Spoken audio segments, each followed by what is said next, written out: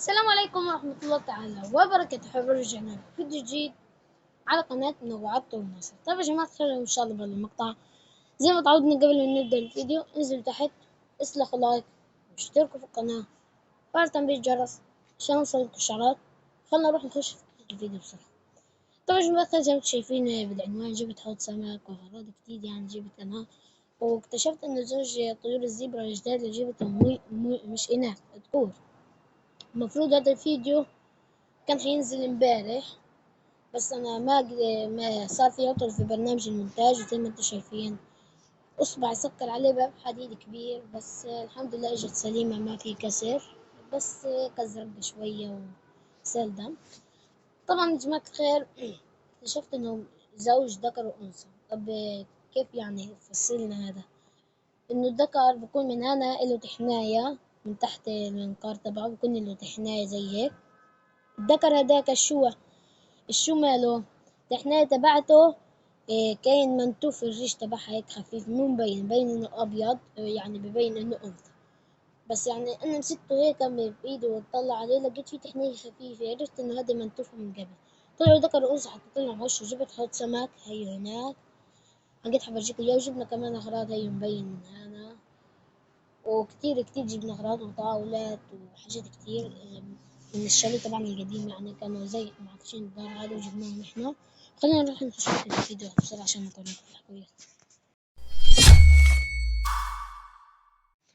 طبعا جو الخير، زي ما انتم بتلاحظوا هان هي طاولة، هاي كانت عندنا موجودة في إلنا شاليه، بس كنا معفشين وكنا نروح عليه خفيف، بعدين بطلنا وكنا بنجيب العفشان وبنظبط. هي خزان هان بنظبطهم. هدول الصولة كتير كانوا غاد، فجبناهم بيسمونا في السقاية الزراعة وحاجات كتير، حتى في كاسات كانوا كتير وحاجات كتير، فجبناهم. هدول امبارح لسه في الليل جبناهم من الشاليه القديم. طبعا هذا الحوض برضو كان غاد في الشاليه، بس كاين محطوط في البلكونة ومش طوابق، بلكونة يعني أرضية، وهو أساسا شاليه أرضي مش طابق تطلع طابق أول تاني. كان هذا محطوط في البلكونة، وكان له هنا قزازة لهنا واصلة وهنا قزازة لهنا واصلة، عشان بحط عليها قزازة طويلة بتسكر. ما قلت إذا حطيت عليها قزازة بتوقع لجوا بتسكرش. طبعا حطيت السمكة فيها. حتسألوني ليش هيك ميتها وسخة؟ هو أساسا بده تنظيف، كان جاي عليه أوراس طيور أعزكم الله. البلكونة هيك في شكل كبير، في الحيط كبير هيك تقريبا قد عرضه، كله عشوش طيور، الشوارع هذه الدويري طبعا بكونوا في الشارع متعودين عليهم، وطيور المينا برضه، بس أنا ما قدرت يعني أخرب عليهم العش لأنه حرام. وعندهم فراخ صلاة النبي، وعندهم بيض عصافير الشوارع بيشبه أكبر من بيض طيور الزيبرا بشوي، ومنغمة الشيكة بيشبه بيض السمان تقريبا. وبيض طيور المينا حجم بيض الدجاج الفرعوني، ولونه زي بيض السمان. طبعا السمكة هذا وسخة هيك، لأنه في رمل تحت، ما نظفتوش، حطيت السمكة هنا وسعلها، فأنا لما ينضف بصير بيبرق بيطلع الأخضر هذا هيك. فإذا قدرت أنظفه الفيديو جاي حتشوفوه نضيف إن شاء الله. وحطينا فيه حجار زلف، وجبنا كمان حجار كتير. كنا عشان هو قريب من البحر كنا ننزل أنا وأخواتي ونجمع حجار زلف حلو من البحر، هيو زي بتلاحظوا كيف، ونحط حوالين الزرع في البلكونة اللي كتير. بس وبرضه جبنا شوية زرع من غاد، وفي نقلة تانية إن شاء الله حنجيب زرع فيها. هي حجار شايفين كيف، كان كل واحد من اخوته ياخذ له سطل صغير ويجمع الحجار، بس هي هذول احسن اجمل حجار فيهم، زلف جميل اذا بتلاحظوا. هذا حتصير الزرع الحلو هيك، نحط حواليه حجرين 3 من الكبار الزرع زي هيك. واكتشفنا واخيرا بذور هذه الشجرة من وين، وخلاص مش راح نشتريها مرة ثانية. وين البذور يا ناصر؟ في الوردة، في الزهرة. هي حطينا الزهرة اللي بتوقع بنسيبها هي، وبذورها يعني بتدبل بذورها بوقع، خلص ان شاء الله مش حنشتري هاي مرة واحدة، مش حنشتريها مرة تانية. جبنا هدول برضو من الشاليه سبحان الله، هذه تبعتنا بس سبناها وطلعت على راس قلب ما شاء الله. ما شاء الله شايفين كيف من ورا زيها كأنه كفة ايد ما شاء الله ما شاء الله. طبعا هذه جبناها الطبة برضو، مش عندها على السطح شجرة طبة بالمرة فيش إلا وحدة ومش نفس النوع يعني. هدول فرشتين كانوا غير برضو. أنا ما جبنا والواحد قزاز هذه بتتعلق على الحيط كنا معلقينها برضو جبناها. هاي كانون نار تبع شوي. وبحب أبشركم وأقولكم بنباتات سيدنا محمد البرسيم. هيها بدأت تكبر تطول تكتر هان برضه بالمنطقة. خلينا أفرجيكم نباتات الفول اللي طلعت. خلينا نمسك هنا نتحوق. هاي شايفين هاي وحدة فول نبات فول. هاي نبات وهاي نبات وهاي نبات هواك نبات فول ما شاء الله. هاي شجرة البطيخ جوا الدفية. خلينا نفتحها. طلعنا هدول برا الدفية لأنه هذا بيحرق الجو عليهم. بالعافية بدنا نفتح الدفية. تلاحظوا ما شاء الله كيف النباتات كلها مفتوح عليهم. وهي هذه صار عندنا زريعة منها. شجرة بتختلف عن الشجرة هاي. تلاحظوا كيف بس طرق تكاثرها نفس طرق تكاثر هاي الشجرة. هدول كانوا كلهم في علب. قلنا بدناش نقعد ننقل فيهم. نقلنا علبتين 3 وسبنا الباقي اللي نقلناهم غاد. لاحظوا هذيك شجرة البطيخ حطيناها هيك وسبناها يعني. طلعت ما طلعت خلاص. امبارح كانوا مشتركين 159 مشترك فنزلوا ل 122. مش عارفة كيف صراحة. ضلهم ينزلوا. قصتنا مع المشتركين مش عارف ليش بينقصوا. مو مش كتير بس يعني السبب في المجهول. هاي الدجاج هناك ووقت ديك شوقي يعني تهجين الديك شوقي جماعة الخير بس زريع ونخل يعني. نعملكم عليه زوم. مش بلدي هو. تلاحظوا قديش حجمه وعمره ما تجاوز 3 شهور. وكمان هذا بيكبر. لقيت الدجاج الكسح او الهراتي بيكبر طول ما بيكبر وزن. اما هذا بيكبر طول ووزن. سبحان الله يعني تهجين ما شاء الله. مش راح اتصرف فيه بالمرة. هذا الديك قبل ما يصير عمره 6 شهور وحتفرجيكم كيف زريعته يعني ما شاء الله عليها. هاي الدجاجة الفرعونية بدأت تكبر. الدجاج الفرعوني شاكر. هاي البط مستمر في الكبار. حنذبحهم ال3 وحنجيب بدال. حنخلي منهم وحنذبحوا زيك يعني هالنظام. يعني أول 3 بطات هذا سمعت الصياح. هذا صياح الديك الأزرق. الثاني مش شوقي صياح وعالي صلاة النبي. هي صح بس ما بتقاتلوا مع بعض لأنهم بتربوا مع بعض من هو صغار. هم صغار. شايفين ما شاء الله. وشوقي صوت صياح وبيصلي تحت على الطابق الثاني في البناية. هي مكونة من اللهم صل على سيدنا محمد. مكونة من 4 طوابق. مع الطابق الثاني بيتنا ما شاء الله. هو الديك عنده بتصيح مرة بتصيح 10 مرات بعدين بتوقف. ترجع كمان 2 3. حتى الليلة كانت مضوية عليهم الليد ده الضوء. الليد قاعد يصيحوا على الساعة 11 في الليل. قاعد يصيحوا شيء طبيعي عندهم يعني الديكين.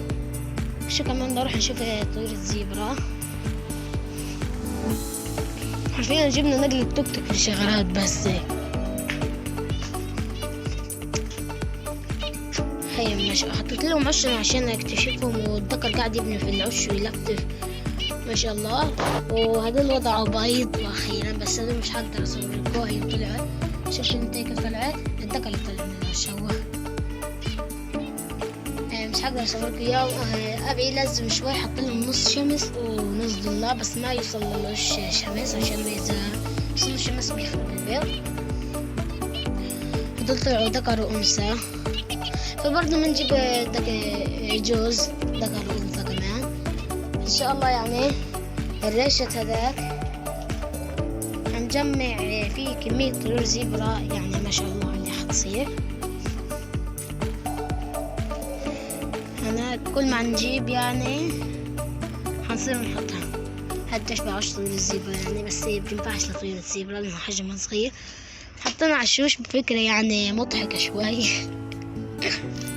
عش فخار حطيناه مخبى عنه بتوصلوش الشمس عشان ما بغيرش الحرارة، وحطينا هيك حذاء أعزكم الله، يعني ربطناها قد بتشبه فتحة العش وحطيناها أعزكم الله.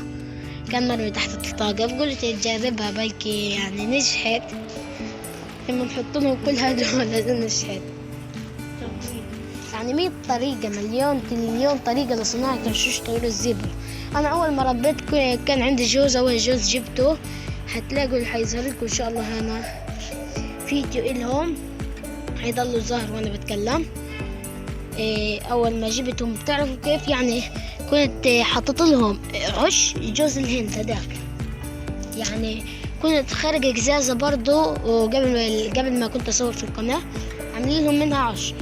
وكنت كمان علبة زي هذه هيك خليها لاقة السقف تبع القفص وعملها دويرة وعملها عش. يعني يا جماعة الواحد لما بيشغل مخه مليون طريقة لصناعة الأعشاش. أنا حيضلوا ظاهرين لكم فيديو مدته دقيقتين أو دقيقة ونص لجوز طيور الزبرة اللي أنا كنت مربيهم، ولغرفة الاستديو كيف كانت في فصل الشتاء قبل ما نحط فيها العدة والأغراض. يعني بسيط صورته. كان في عندي هناك سمك برضه صورته بهذا المقطع، سمك خبطت السطل في رجلي. كنت حاطة الجوز على الحيط هنا، صراحة ما كنتش عندي خبرة فيه. كنت يوم اطلعه برا يتشمس، ويوم ادخله جوا، ويوم انزله على الدار. يعني كيف بدي اشتغل مش عارف، كنت يعني غباء عندي ولا ايش، انا وين كان عقلي. بعدين لقيتها يعني خبرة، فيش بينفعش احرك القفص من مكانه عشان طلع منهم اشتغلوا يعني زي هيك من علي.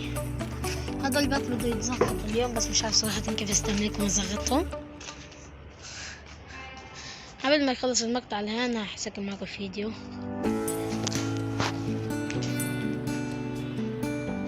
ما شاء الله يا حمام كلابي.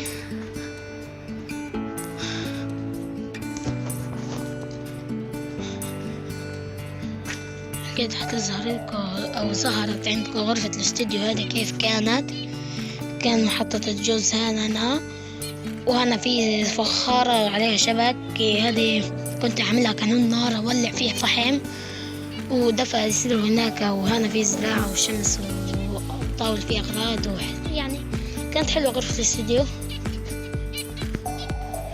هي طلعوا ذكر وأنثى. أقدم صورة وأحكي الطير الجديد.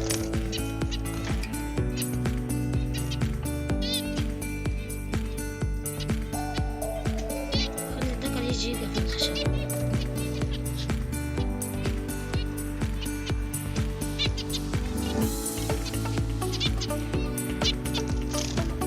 ما شاء الله خلص أكيد المقطع. الحمد لله أنا ما لك وضعه بايظ. واللي فوق امبارح طلعت عندهم بس ما شفتش العش تبعهم، بس غيرت المي، دخلت السلم وغيرت المي، ما شفت العش تبعهم. بس يعني طلعت شوي هيك لقيت العش مكدس بكدس، كيف يعني حيطان هيك كتير على الجانب وملفلف ومنحوت نحت زي ما تقولوها، ويعني في أوراق عند الباب. إن شاء الله يكون بيضين أو طالعين فوق إن شاء الله. بس يعني أنا حطيت موعد للعش هذا في 20/11 حطلع معاك في التصوير وأشوف العش هذا بيض فراخ طيور جديدة. شوفيه مش عارف صراحة. بس حبيبي توصل لآخر فيديو من الفيديو يكون عجبكم. لا تنسوا اللايك واشتراك وتفعيل بالجرس عشان يوصلكوا الإشعارات. طبعا يا جماعة الخير الحمد لله على كل حال. يعني أنا هذا إصبعي اللي خبطت فيه ضربة بس سكر الباب عليه وحطيت عليه يود وعقمته ولفيته. طبعا يعني بحمد ربي على هذه النعمة اللي مديني إياها. يعني إذا إصبعي مش عارفة أتوضى هيك قعدت أتوضى أنا يعني بالمية وكذا، مش عارفة أتوضى صراحة. فالله يعين اللي عنده بشوفش بعين ولا اللي اللي اصبعه مقطوع ولا ايده مقطوع، يعني انا اصبعي هذا من امبارح مش اشي لقوا، يعني اذا لقوا اشي هيك بتوجع يعني. فالحمد لله على كل حال، واحمد ربنا على النعم اللي اعطاك اياها، هذه يعني نعمة الحمد لله. بس يعني الله يعين كل واحد عنده مرض او ايد مقطوعة او بلاتين او رجل، الحمد لله على كل حال. بشكرك أخي بسام على نشر القناة، بس للأسف يعني في عدد المشتركين صار 122 مشترك، وحلقيت حتلاقيهم زادوا أو نقصوا، بس إن شاء الله ما ينزلوا عن 120. بس إن شاء الله خلينا أسبوع نسكر 200 متابع على اليوتيوب. وشدوا همتكم يا جماعة، كل واحد يشترك جولات العائلة على قناتي، وهذا يشترك وهذا يشترك، يعني 10 مشتركين، نفترض العائلة فيها 3-4 تنفار، يعني سكرنا 40 مشترك، صعدنا أخونا بسام صاحب قناة تربية الحسين في دعم القناة. وسلام.